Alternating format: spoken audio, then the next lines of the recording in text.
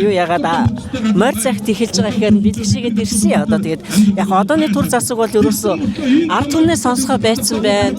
Ард түмний эрх ашиг ерөөсөө уландаа гიშгээд өөрсдөө одоо баяжих одоо өөрсдийнхээ эрх ашигын төлөө ерөөсөө 7626 болоод дээрцийн малгай улан бүрд ордож улан бүр хулгай ээж байна, лөөвөрдөж байна.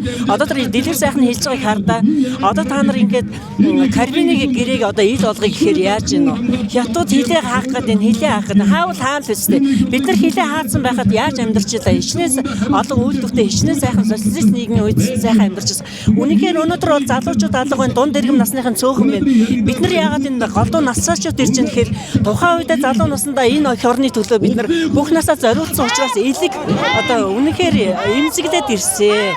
Тэгэхээр одоо ерөөсөө улсын их хурлын гишүүн ард түмэн эх орныхоо төлөө юм хийхгүй бол одоо ерөөс тарсан дээр зүгээр би хідэн биенийхээ бүр яг аазны тор шиг болсон байна шээ. Одоо нэгийг одоо ингээд юм хэлэхээр чамайг би тэгэн шүү. Чиний уулгыг мэдж байгаа шүү. Барьцаалцсан бүр дээр. Тэгээ юм хэлж чадахгүй одоо зандан шатар энэ хоёр ирээд сүртэй юм хаар за одоо л нэг гоё юм болох нь гэсэн бүгдээрээ нас унаад дараагийнхтаа барьцаалагдаад огцроод энэ бол өстой эмгэнэл болчиход байна. Тэгээд өөрөө ирэхгүй ирсэн. Бид нар чи юу яажсэн шүү дээ.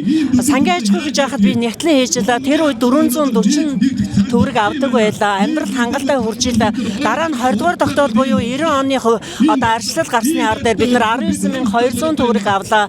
Тухайн үед болж ирсэн. Одоо бол бидний тэтгэвэр арай биш ээ. Тэгэхээр тэтгэвэр маань хаанаач өрөхгүй шүү. Бид нар 20 30 жил ажиллаад ерөөсөө нэг 500 600 мянгаар яаж амьдрах юм бэ? Өнөөдөр махны мөнгийг одоо бүр өсөрч байгаа маш Нямбаатар бүр махны мөнгийг тултал нь яз.